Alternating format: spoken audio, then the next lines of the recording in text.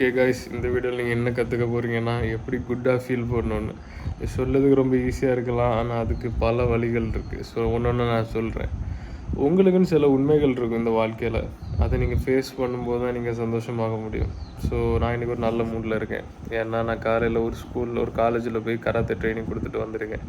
So இந்த மாதிரி உங்களுக்கு ஏதாவது விஷயங்கள் இருக்கும், அதை நீங்கள் பண்ணுற வரைக்கும் உங்கள் பீயிங், நீங்கள் உங்கள் கூடயே சந்தோஷமாக இருக்க முடியாது நீங்கள் சும்மா இருக்கும்போது. ஸோ உங்களுக்கு ஒரு தர்மா இருக்குது, ஒரு கர்மா இருக்குது. அதை நீங்கள் பண்ணால் மட்டும்தான் நீங்கள் சந்தோஷமாக இருக்க முடியும். ஸோ இது கொஞ்சம் ஸ்பிரிச்சுவாலிட்டி மாதிரி நான் சொல்கிறேன். அதாவது உங்களுக்குன்னு சில கடமைகள் இருக்கும், அதை நீங்கள் எப்போ பண்ணுறீங்களோ அப்போ தான் நீங்கள் உண்மையிலே சந்தோஷமாக உணர்வீங்க. உங்கள் ஹார்ட்டுக்கும் உங்கள் மைண்டுக்கும் தெரியும் இதை நீ பண்ணணும், இது பண்ணக்கூடாது. இன்னொரு கான்செப்ட் சொல்கிறேன். அதாவது எல்லாருக்கும் எந்த நேரத்துலையும் என்ன பண்ணணும் தெரியும். ஸோ இன்றைக்கி 5 மணிக்கு நானே ஃப்ரெண்டும் இங்கே தான் தூங்கிட்டு இருப்போம் அந்த ரூமில். ஸோ நான் 5 மணிக்கு அலாம் அடிச்சு நான் தப்புன்னு எழுந்திரிச்சாச்சு. Perfect decision. ப்ரஷ் பண்ணியாச்சு, காஃபி குடிச்சாச்சு. 7 மணி காஃபி குடிக்கிறது ரொம்ப நல்லதில்லை, பட் ஓகே எனக்கு கிளம்பணும். அதனால் குடிச்சிட்டு கராத்தே ட்ரெஸ் மாற்றிட்டு கிளம்பிட்டேன். பட் அவன் 5 மணிக்கு ஸ்னூஸ் பண்ணான். அடுத்து 5:10 நினைக்கிறேன், அப்பவும் ஸ்னூஸ் பண்ணான். அடுத்து மறுபடியும் எழுந்திரிச்சிட்டான் 3வது வாட்டி. எழும்பி எப்போ கிளம்புனான்னு தெரில, நான் எழும்பி போயாச்சு 5:30க்குள்ளே. ஸோ அந்த மாதிரி உங்கள் பெர்ஃபெக்ட் டிசிஷன் அந்த மாதிரி கரெக்டாக ஒவ்வொரு நேரமும் கொடுத்துருக்க நேரத்தில் கரெக்டான டிசிஷனை எடுத்திங்கன்னா நீங்கள் ஹாப்பியாக இருப்பீங்க. ஸோ வேறு நீங்கள் என்ன பண்ணலாம் ஹாப்பியாக இருக்குது? உங்கள் மென்டல் ஹெல்த்தை நல்லபடியாக பார்த்துக்கலாம். உங்களுக்கு எது விடணுமோ அதை நீங்கள் விட்டுறணும். உங்கள் மைண்டுக்கே தெரியும் இதை நீ பண்ணாத, இந்த கெட்ட ஹேபிட்டை விட்டுரு, இதை விட்டுரு, நேரமாக தூங்கு, ஒழுங்காக சாப்பிடு. இந்த மாதிரி விஷயங்கள் உங்களுக்கே தெரியும். அதை நீங்கள் கேட்டு உண்மையாக நடந்தீங்கனாலே நீங்கள் சந்தோஷமாக இருக்கலாம். ஆண்ட்ரூ டேட் சொன்னதை நான் இப்போ சொல்கிறேன். அதாவது உங்களுக்கு தெரியும் அந்த சாக்லேட் பாரை நீங்கள் கீழே போடணுன்னு, உங்களுக்கு தெரியும் நீங்கள் ஜிம்முக்கு போகணுன்னு, ஆனால் நீங்கள் தெரியாத மாதிரி நடிக்கிறீங்க. Set by Andrew Tate. அந்த மாதிரி உங்களுக்கு என்ன பண்ணணும்னு எல்லாருக்குமே தெரியும், அவங்க அதை பண்ண மாட்டேங்கிறாங்க. அதே மாதிரி உங்கள் ஃபியரை நீங்கள் நீங்கள் நேருக்கு நேராக ஃபேஸ் பண்ணி இன்னொரு பக்கத்தில் வாரீங்களோ, எல்லாம் உண்மையாக இருக்கட்டும் எதுவும் இருக்கட்டும், அப்போ நீங்கள் உண்மையிலே கான்ஃபிடெண்ட்டாக ஹாப்பியாக ட்ரூத்ஃபுல்லாக உணர்வீங்க. இன்னொரு வகையில் சொல்கிறேன், நீங்கள் எல்லார்ட்டையும் உண்மையாக தான் பேசணும். அது உங்கள்கிட்டையும் சரி, கண்ணாடி முன்னாடியும் சரி, இல்லை வேறு யாராக இருந்தாலும் சரி. உண்மை. நீங்கள் சரியாக இருங்க தப்பாக இருங்க அது ரெண்டாவது, உண்மையை மட்டும் பேசுங்க. அப்போ தான் உங்கள் மேலே நம்பிக்கை இருக்கும், உலகத்து மேலேயும் நம்பிக்கை இருக்கும். அப்போ ஆட்டோமேட்டிக்காகவே நீங்கள் நல்லவங்களாக மாறிடுவீங்க. ஸோ உண்மையை மட்டும் பேசுங்க, வேறு எதையும் பேசாதீங்க. உண்மை கடவுள். அதை நீங்கள் மாற்றணும்னு நினச்சிங்கன்னா உங்கள் லைஃப் தான் மாறி போயிடும். ஸோ எல்லா இடத்துலையும் உண்மையாக இருங்க. சின்ன சின்ன பொய்கள் கூட சொல்லாதீங்க, அது மொத்தமாக அடப்பாகும். ஸோ உண்மையிலே சந்தோஷமாக இருக்குது எப்படின்னா, உங்களுக்குள்ளே இருக்க அந்த ட்ரூ ஆத்தென்டிக் செல்ஃப், உங்களுக்கு ஒரு தனித்துவமான இது இருக்கும், அந்த ஒரு பர்பஸ், அதை ஃபுல்ஃபில் பண்ணுங்கள். அப்போ நீங்கள் ஆட்டோமேட்டிக்காகவே சந்தோஷமாக ஃபீல் பண்ணுவீங்க. என்னோடய அனுபவத்தில் வரேன். நான் முந்தி பல விஷயங்கள் தப்பாக பண்ணிகிட்டு இருந்தேன். பேட் ஹேபிட்ஸ் நிறைய இருந்துச்சு. ஸோ எனக்கு பண்ண வேண்டிய விஷயங்கள் நிறைய இருந்தது. நான் அதை விட்டுட்டு டிஸ்ட்ராக்ஷனை தேடி போனேன்.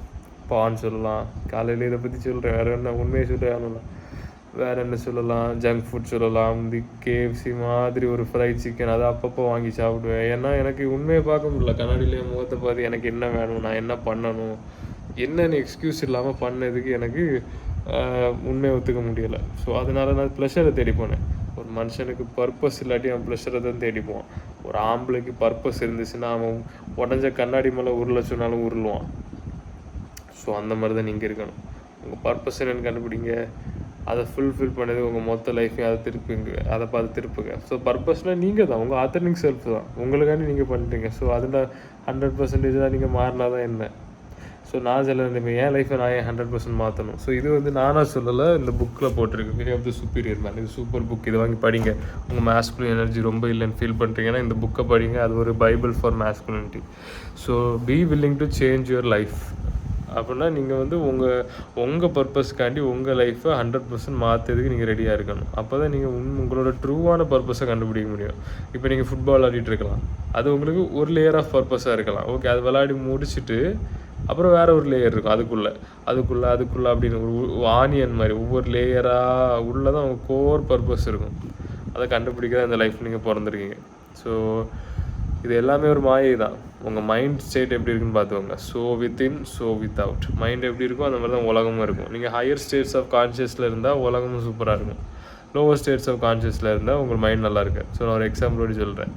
Lower states of emotion, cigarette, தண்ணி, பான், இந்த மாதிரி விஷயங்கள் பண்ணும்போது உங்கள் சர்வைவல் மெக்கானிசமில் தான் நீங்கள் இருப்பீங்க. நீங்கள் நல்லா ஃபீல் பண்ண மாட்டீங்க.